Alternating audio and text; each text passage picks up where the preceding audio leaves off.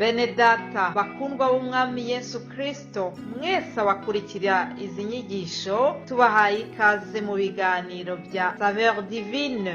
Ibi biganiro mu bitegurirwa n'abavugabutumwa bwiza batandukanye, akaba ari umuhamagaro ugendera ku ijambo ry'Imana byanditse mu gitabo cy'ubutumwa bwiza uko bwanditswe na Matayo ibice 24 umurongo wa 14. Kandi ubutumwa bwiza bw'ubwami buzigishwa mu isi yose ngo bube ubuhamya bwo guhamiriza amahanga yose, nibwo imperuka izaherako ize. Ibi biganiro mubikurikira ku channel ya YouTube yitwa Saveur Divine. Tubifurije kugubwa neza. Imana Data ari nayo So ibaha umugisha.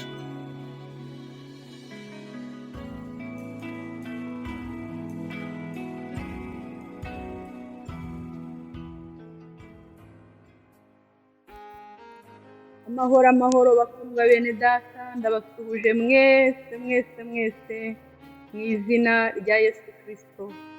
Ndi Odette Kandama mu kiganiro Saveur Divine.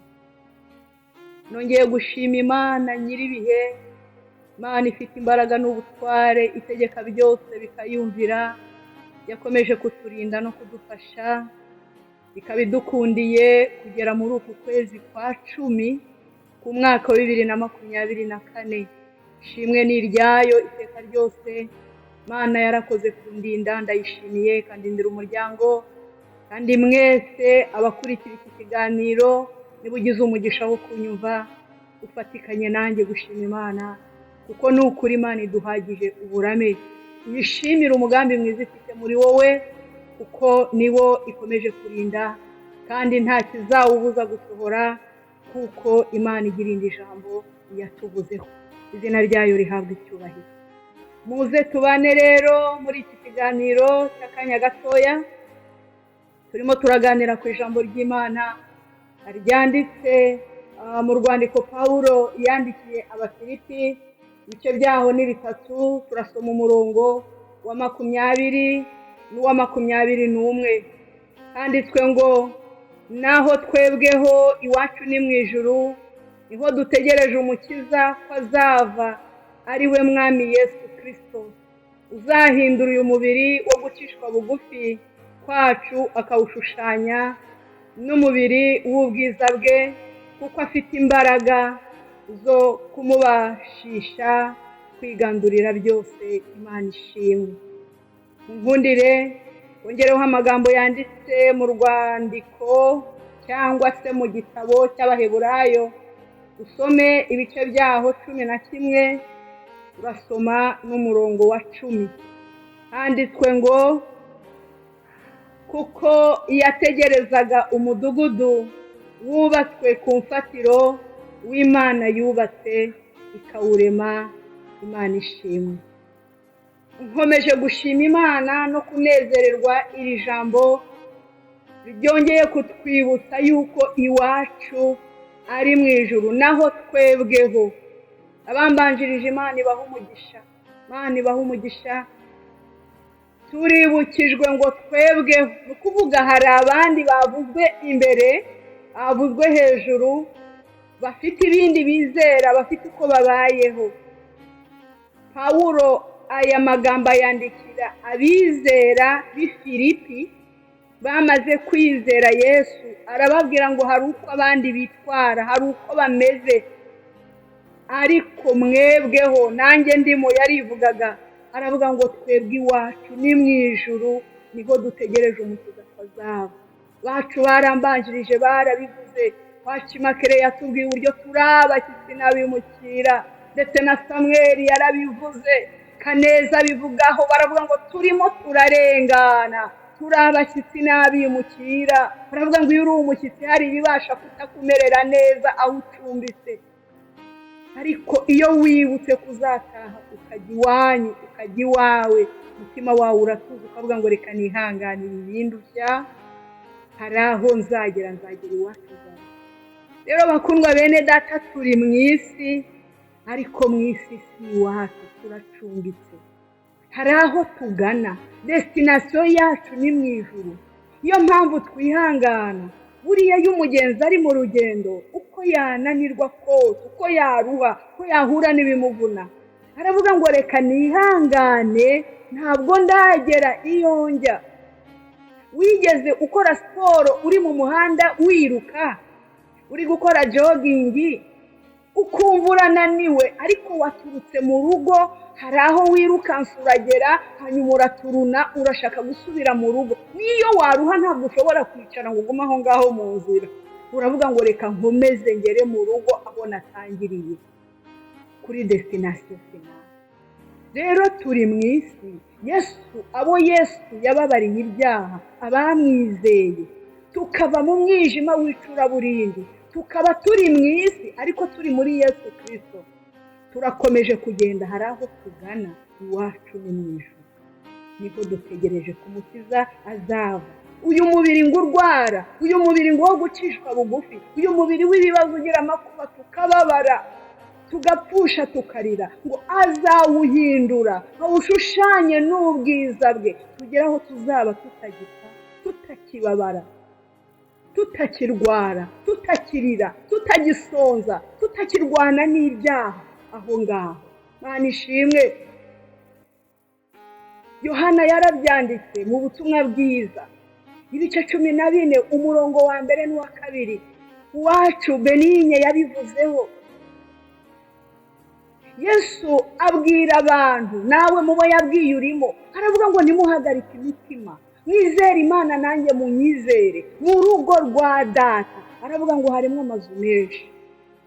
Aravuga ngo ntabwo nababeshya, iyo atahaba mba mbibabwiye, ariko arahari, nanjye ndagiye. Murabizi ko amaze kuducungura, yarapfuye apfiriye ibyaha byacu, ariko urupfu ntirwamuherana, arazuka, arazamuka ajya mu ijuru. Rero aravuga ngo nagiye mu ijuru kubategurira aho muzaba. Hariho amazu tuzabamo, haleluya. Hariho ibyicaro, Yesu ngo yagiye kudutegurira aho tuzaba. Mugambi we ngo ni ukugira ngo aho ngaho ari nyine mu ijuru, natwe tuzabeyo. Ntabwo bizarangirira aha nshuti bakundwa, iwacu ni mu ijuru, haleluya. Iwacu ni mu ijuru, uko biri kose iwacu ni mu ijuru.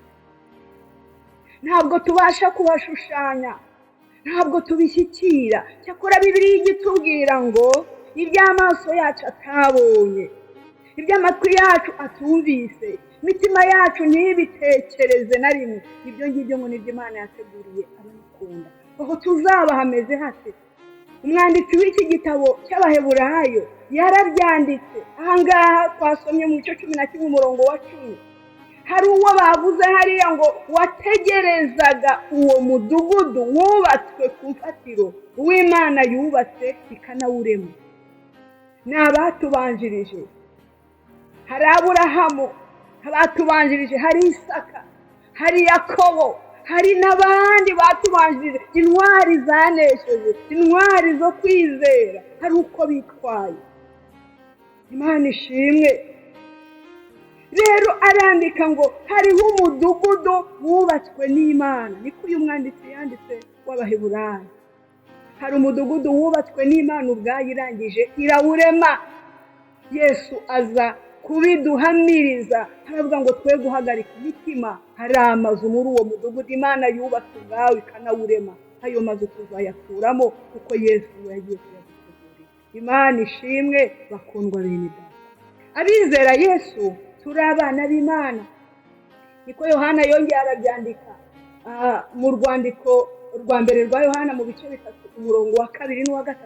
Yaravuze ngo bakundwa, ubu turi abana b'Imana, ariko uko tuzasa ntikurerekanwa. Aravuga ngo icyo tuzi cyo ngo nuko Yesu niyerekanwa, haleluya. Abana b'Imana abamwizeye ngo tuzasa nawe, tuzamureba uko ari, tumumenye nk'uko yatumenye. Izina ry'Imana rihabwa icyubahiro. Ariko umurongo ukurikiyeho wa 3 uravuga ngo nuko ufite ibyo byiringiro ko ari umwana w'Imana kandi akazaba azabana n'umwami Imana, ngo ufite ibyo byiringiro yiboneze nk'uko uwo nguwo wadusezeranije, nk'uko uwo nguwo watwubakiye, nk'uko uwo nguwo waduteguriye ibyo byicaro aboneye. Nshuti mukundwa wizeye Yesu, urimo uriboneza uko bwije n'uko bukeye. Ntabwo uri kwishushanya n'iby'iki gihe, urakibuka ko uri umushyitsi n'umwimukira. Umushyitsi ntiyizirika ku byo uwo atuye, ntabwo abyizirikaho. Umushyitsi n'umwimukira avuga ati turaye none ejo tugataha. Uyu mwanya impanda yavuga, wacu wambanjirije, watubanjirije, yatubwiye ukuntu iyo uri muri transit utega amatwi ngo hatagira itangazo baza gutanga nturyumve.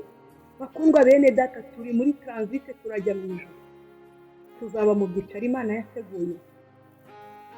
Umuntu ufite ibyo byiringiro akwiye kwiboneza nk'uko uwo nguwo aboneye. Imana ishimwe. Nkundire ndangirize mu rwandiko rwa mbere rw'Abatesalonike, mu bice byaho biri n'umurongo wa 16 kugeza ku 18. Urwandiko rwa mbere Pawulo yandikiye Abatesalonike ibice 4 duhere kuri 16. Haravuga ngo kuko umwami ubwe azaza amanutse ava mu ijuru aranguruye ijwi rirenga hamwe n'ijwi rya marayika ukomeye n'impanda y'Imana. Nuko abapfiriye muri Kristo nibo bazabanza kuzuka, maze natwe abazaba bakiriho basigaye duhere ko tujyananwe nabo tuzamuwe mu bicu gusanganira umwami mu kirere. Tega amatwi nkubwire, nuko rero tuzabana n'umwami iteka ryose. Haleluya! Abakijijwe, abizeye Yesu, tuzabana n'umwami iteka ryose. Umurongo wa 18 ukavuga ngo nuko mumaranishe imibabaro. Kubwirana ayo magambo, mubwirane ko tuzabana n'umwami iteka ryose. Mukomeze mwizere, mukomeze mwirinde. Ariko wowe se utari wizera, ndagusiga ntakubwiye, izere Yesu, ihana ibyaha byawe kugira ngo nawe uzabe muri ibi byicaro byiza Imana yateguye, umudugudu yubatse ubwayo yarangiza ikawurema. Imana niguha umugisha, Imana nibaha umugisha mwese, muhore mwibuka ko tuzabana n'umwami iteka ryose, maze mumaranishanye imibabaro kubwirana ayo magambo. Imana nibaha umugisha, ntuzabureyo. Amen.